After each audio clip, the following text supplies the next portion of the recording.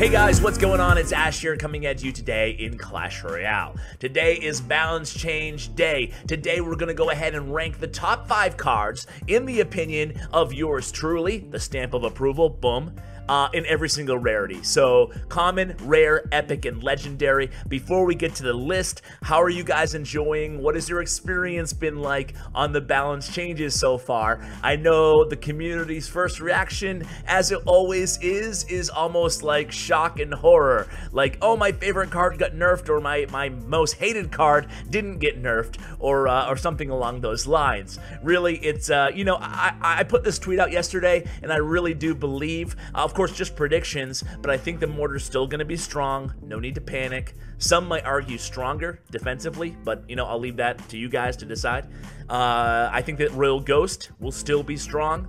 And I also think that Zappies, even though that was a really big buff to Zappies, I don't think they'll be meta just yet, except for in some decks. Like, I think they might be a card that's used in Three Musketeer decks, basically, right? A Fireball bait card.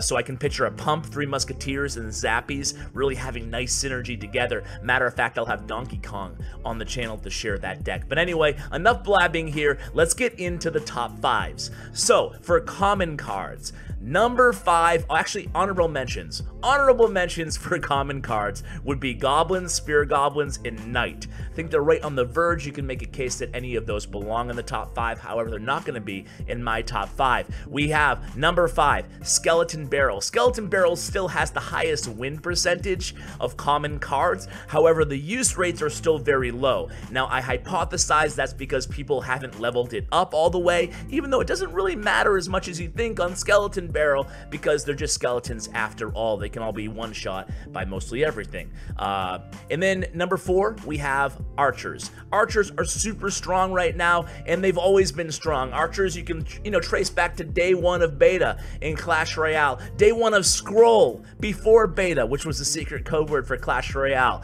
Archers have always been a great card. 3 elixir, they do decent damage, they can't be shot down by arrows, you can split them behind, they have a nice home in a variety of different decks, they counter Graveyard really well, which is back into the meta. So, you know, a lot of uses for Archers. They're number 4 on my list. Number 3 on my list is Mortar. I do think that Mortar is still the best common win condition. That's right, better than Elite Barbarians and better than Royal Giants. So I think that Mortar is the only card that can feasibly get a free-to-play player from, you know, they can use it in Arena 9, or they can use it at the very top 10 of ladder, okay? So I think that Mortar is still the best common win condition. Number 2 is Zap. I mean, Zap is, you know, everywhere. Everything is a Zap bait deck, it seems like, nowadays in Clash Royale. So Zap is definitely, need I say more about Zap? I mean, it resets, it one-shot skeletons, it's just such a great card, and it combos really well with number 1 on our list. Number 1 on commons is Ice Spirit. Now, why do I put Ice Spirit above Zap? Well, basically, it's a cycle card at only 1 elixir. It really does fit in every single deck, and with the damage it does and the freeze that it does, it can be combined with Ice Golem with Zap to take out minions and goblins. It's just a really useful card, and of course, a fast cycle and rotation card, which is absolutely tremendous. Ice Spirit, number 1 common card in the game, in my opinion. Let's move on to rares.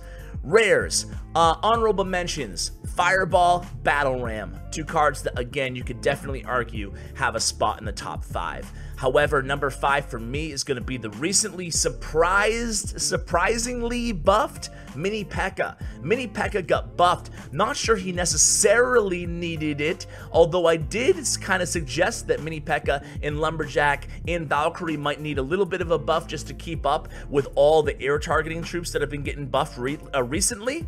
And Mini P.E.K.K.A. buff does help keep Golem a little bit at bay, which is really a strong card right now, as you guys all know, in the meta. So Mini P.E.K.K.A. at number 5, I think that he fits well in control decks, obviously fits well in Hog decks, does well against Hog and against Golem, which are 2 popular cards right now. Number 4, and against Royal Ghost. Number 4 is Giant. Giant's another one of those cards like Archers. I'm basically naming off the Jason deck, right? Giant's been a mainstay in the game, and he's come into the top 5 here, really thanks to Goizen being combined with Prince, Dark Prince, and Poison Spell. I think that the Giant has a really safe spot in the top 5 rare cards. Number 3 is Goblin Hut. What nerf? What nerf? I saw Surgical tweeted this today. Boom, right there. There it is. And it's true, right?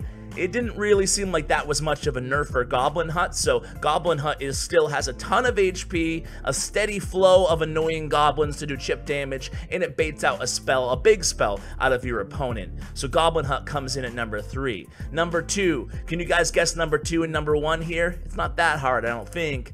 Number 2 is going to be Hog Rider. Probably a lot of you might have had him at number 1, and I can see why. You can definitely make that argument. But Hog Rider is, of course, another mainstay win condition. He's like the Mortar in terms of win condition at common. He's the Mortar of rare cards, maybe even stronger. He just fits in, you know, I don't know, you can have a Hog Cycle deck, you can have a heavier Hog deck, you can have Hog.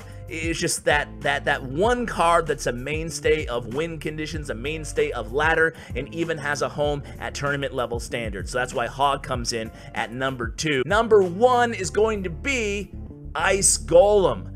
I think that Ice Golem is probably the best card in the game right now. You might think I'm crazy for saying that, but again, he holds so much value as the only glass tank inside the game at 2 elixir. Cycle potential from a tank is incredibly undervalued in this game, and his Ice Vortex, his damage, combined with, like we talked about on Ice Spirit, it's a real ice theme here at number 1 at common and rare.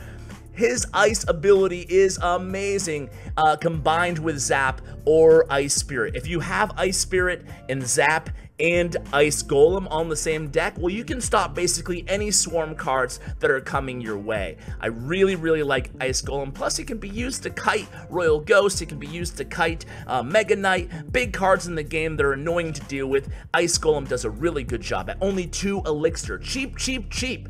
Cheap equals value. Epic cards.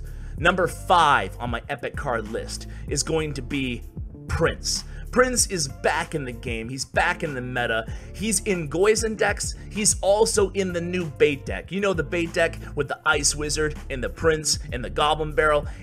He has a really, really nice home in the meta, and I don't think that will be changing after this balance update.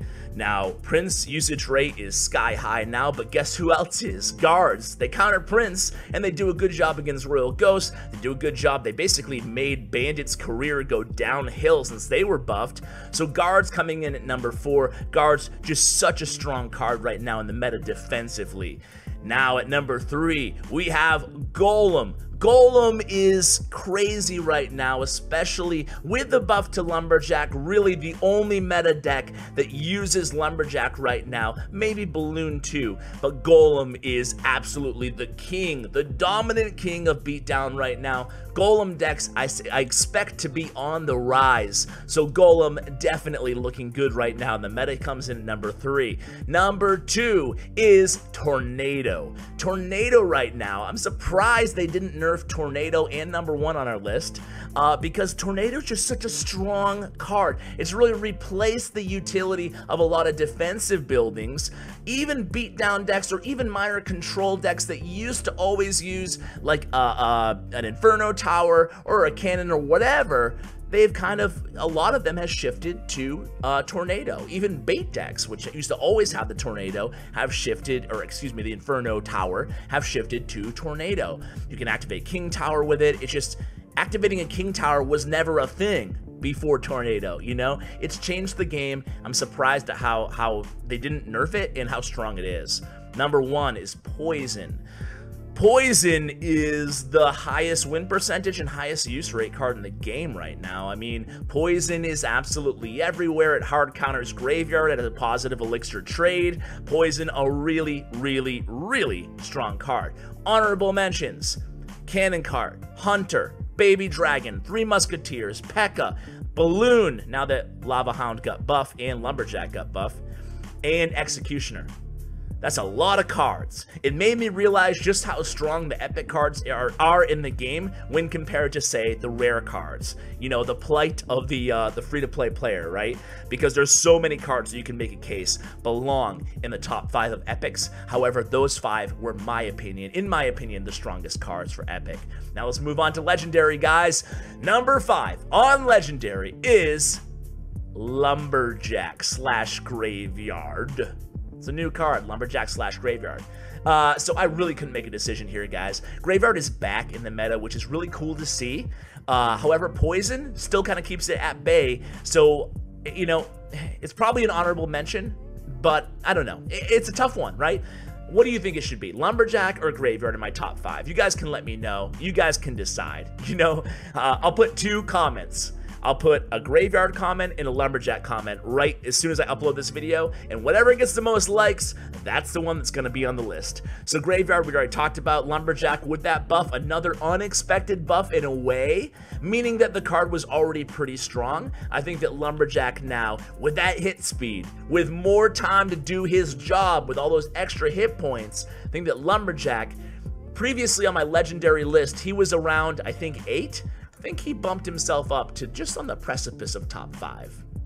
Number 4 is Royal Ghost. Royal Ghost, to the surprise of many probably watching right now, I still think that he's going to be an incredibly valuable, incredibly versatile card in the game at only 3 elixir, again coming back to that theme of a card being cheap, easy to cycle, home in many different types of decks, a large variety of meta purpose for the Royal Ghost.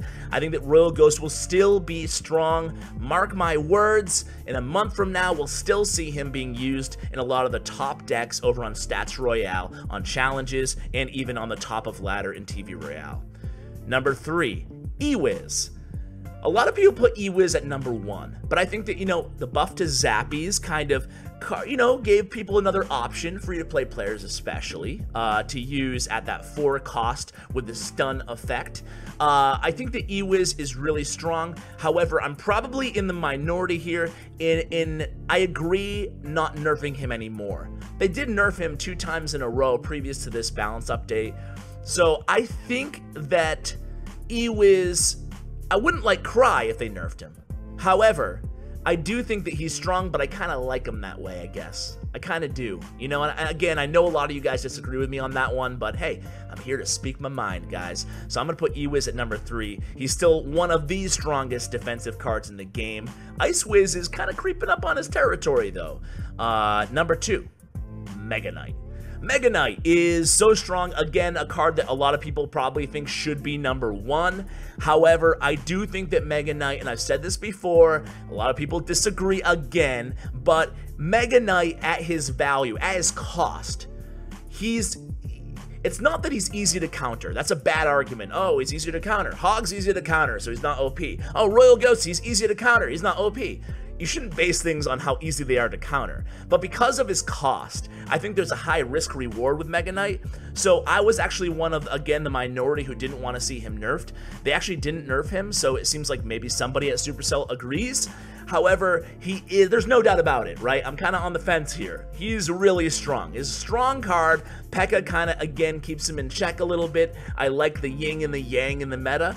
However, there's no doubt about it. You know, you can't deny the strength of the Mega Knight, mainly because of his enter the arena damage. Incredible damage, can stop a push dead in its tracks.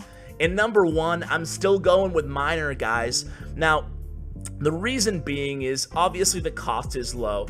The proxy ability of the Miner to be deployed on the other side of the arena is so unique, and it plays a part in so many decks. The Miner owns like 2 archetypes, Miner Poison and Miner Control.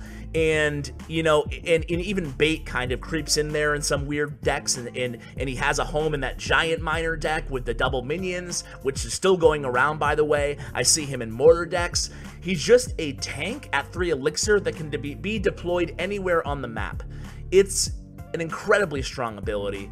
I do think that he's underrated, and the stats back me up on Miner. His win and use rates are really high, so I think that Miner's still probably the strongest, mainly because of his versatility, not the sheer strength per se of the Ewiz or the Mega Knight. And by the way, honorable mentions, there's a lot here too. You can make a case that Inferno Dragon belongs in the top 5. You can make a case that the newly buffed and nerfed Night Witch, basically, a lot of people are saying she was buffed, but they did nerf bats, and they increased her bat spawn just very slightly too, to try to make up for that nerf of the bats. So I think that Night Witch is strong, but I wouldn't call her top 5 right now, personally. Lava Hound, after the buff, could she creep in the top 5? I don't know, but it's a possibility. Some people might say yes. Ice Wizard, really close. You can make a case that Ice Wiz belongs there, and Princess still being used in a variety of decks. So guys, there you have it. Do you agree with my list? Do you disagree with my list? Let me know in the comments below. Now, I want to give a shout out to my YouTube sponsor of the day. It's Hans Jones. Hans, thank you for supporting the channel, man. It means a lot to me. I also want to give a shout out to my YouTube partner, Bren Chong. Check out Bren's information in the description below. Guys, thanks so much for watching. Really appreciate it. And as always, take care, guys.